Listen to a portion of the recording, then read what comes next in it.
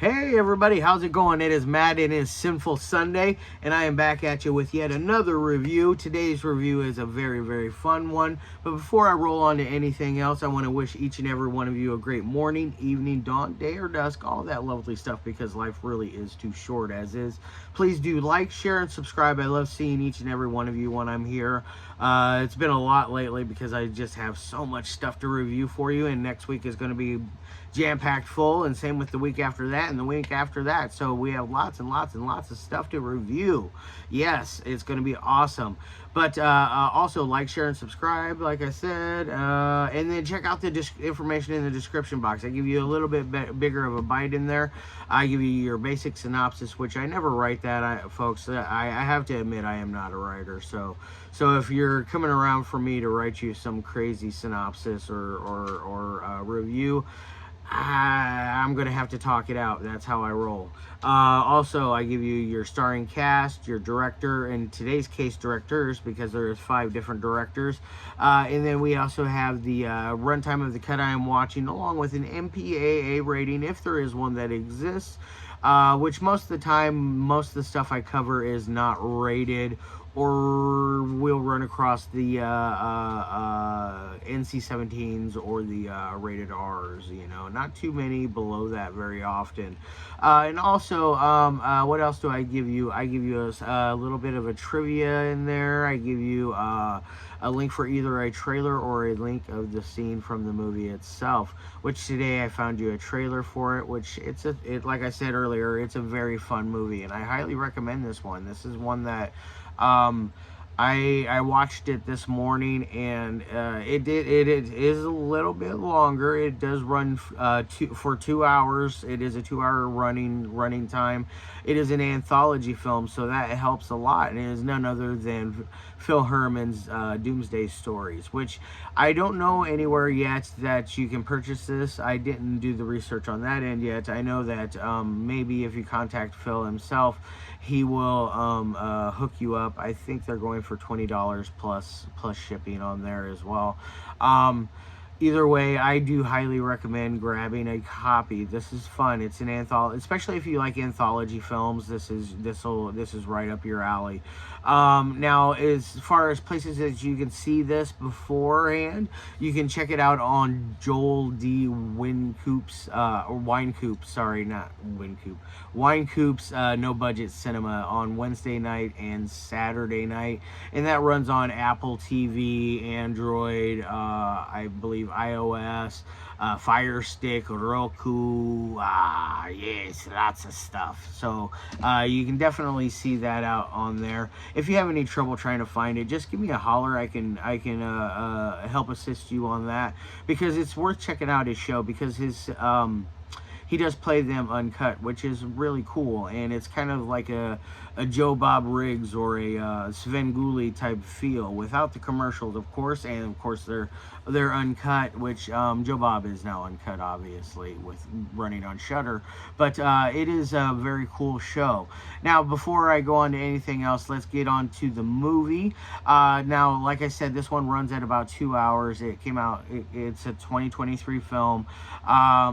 As far as the cast goes, I don't recognize really many people at all in here, other than Phil and Joel, and then of course Joel's wife. I recognize the 3 of them, but that shouldn't dissuade you from watching this if you don't recognize somebody, because you know what, that could really hinder you on checking out something that is really cool.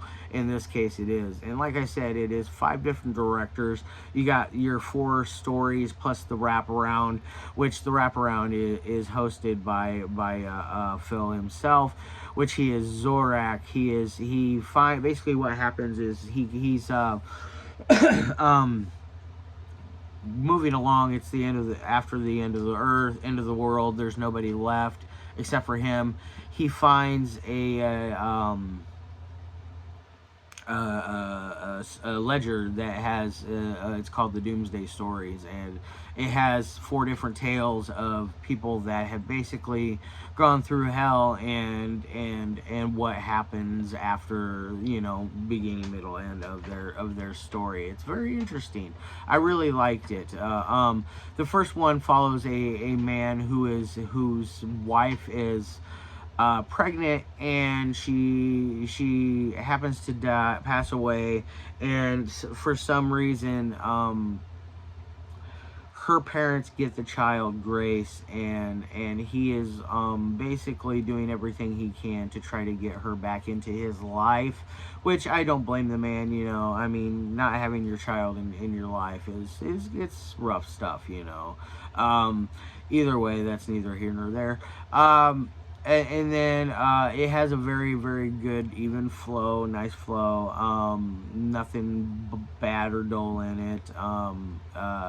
Stuff I overlook all the time, such as like the acting is just, it's but that's not anything that I care about. I'm there for the overall picture. There's more to it than just that. Like such as your story, your plot development. Even having a brilliant sound score is something that also helps a lot. And and this one that has a great score as well on top of it.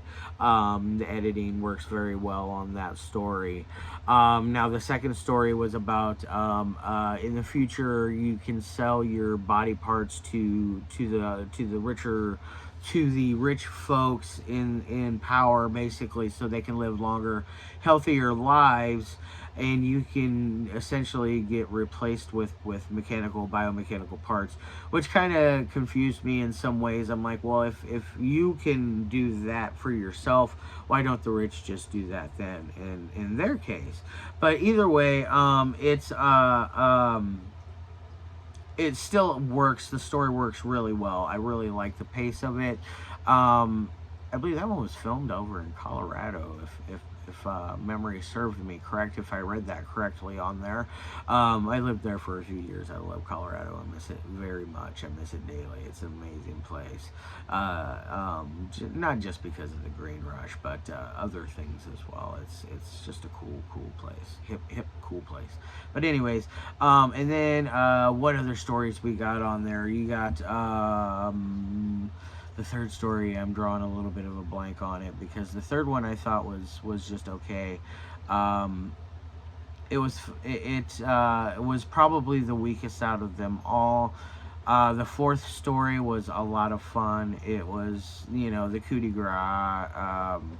I'm hoping as I'm talking about the fourth one, I'll remember more about the third one, and I'll come back to it. So don't shy away from that, because it's not a bad story by any means. I've watched 3 movies this morning, and Doomsday was the last one I watched, and I watched 2 shorts before that. So I got a lot of different style of film rolling through my brain right now, and it's it can be a little chaotic at times. Which, by the way, chaotic. Do you guys like my new background that I'm rolling with here? It's a lot better than what I was working with down in my old room there. That still needs work. But this is going to be a work in progress still as well, guys. But either way, the fourth story rolls on to Joel Wynkoop's story, 187 times, which was actually a short, and they went back and filmed up a bunch of extra scenes for it and added it to here, which was really neat and cool. I liked that a lot.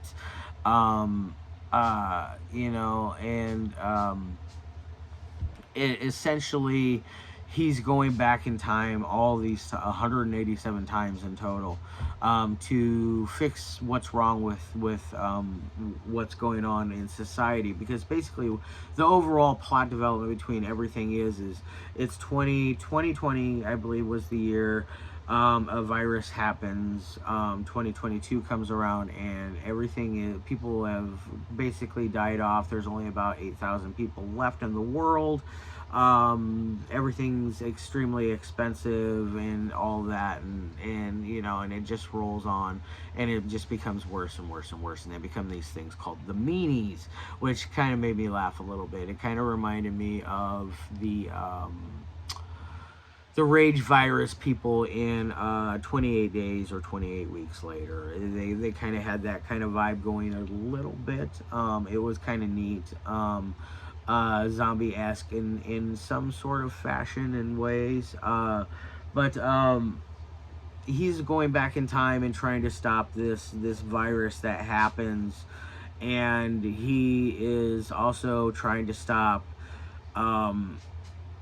other things as well along the way, as well as like as his wife getting murdered by a bank robber, and just other things like that, and just the bank robber getting away with the robbery itself, and there's a new leader of this corporation he's on, and it's just fun and interesting.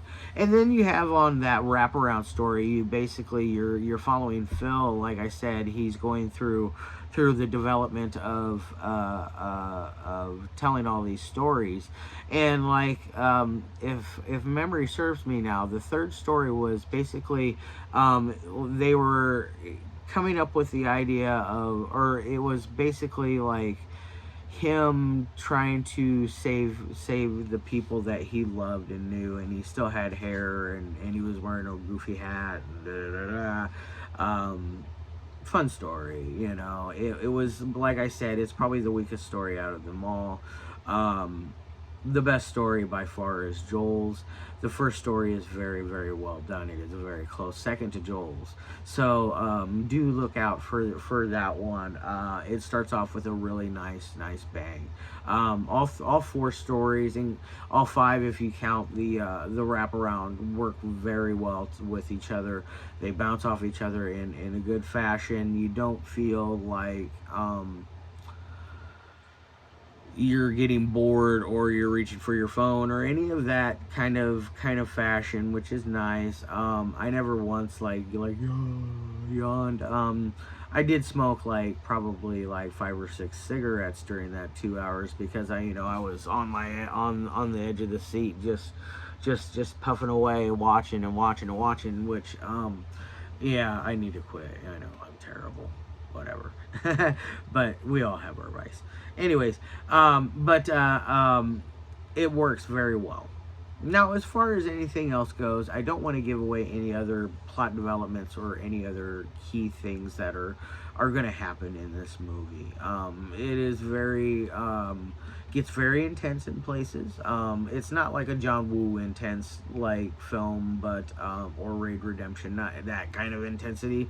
It is more like of gosh, I don't even know what I would compare it to, because it's on its own level. It's on its own playing field, which is nice. You know, it was nice to watch something that wasn't the same as everything else. You know, because there's just too many movies that come out, movies, films, flicks, whatever I call them at the time, that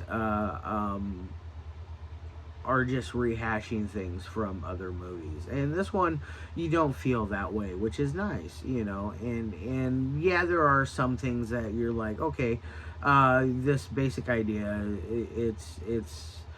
this has happened. I've seen this basic idea, the overall outlining idea I've seen. But what the key things happen inside of it are different and new and fun and exciting, and makes me want to watch more from these guys, which I am going to be doing more for them hopefully in the future, fingers crossed. You know, I can't wait. Owens Brothers looks amazing, and then was it I Slay for Christmas, or something like that, the Christmas movie with the always amazing Bob Glazier, which I love Bob. if you do watch this, Bob, I saw your name on there as a what was it, a producer or something like that. I saw you in the thanks as well, which was cool. You know, I appreciate seeing names that of people that I've either reviewed their work before or have kind of talked to them. I've never talked to Bob before, but you know, I have reviewed American Holocaust, which is amazing, and of course Death Court Service years and years, like 3 years ago, which I kind of want to redo that video because my view has changed on it since then. Now, as far as any kind of ratings would go on this one, because I'm rolling up on that 15-minute mark and I've been blabbering on a lot. But as far as 1 through 5 scale goes, I'm going to give this thing a 4.5 out of 5. Yes, this is probably, this and Xanadu Hellfire are the best movies that I watched in as far as film-wise goes, as production value, just overall good movies goes. They're probably the better ones I've seen in a while. But I don't just watch movies for production value. I also watch stuff like Spirit Animal or like what we got here, King of Cannibals. You know, stuff like that. You know, lots of fun stuff. You know, I'm all over the board. And as you see, I have my signed Zombie 2 as well. Yes, very fun.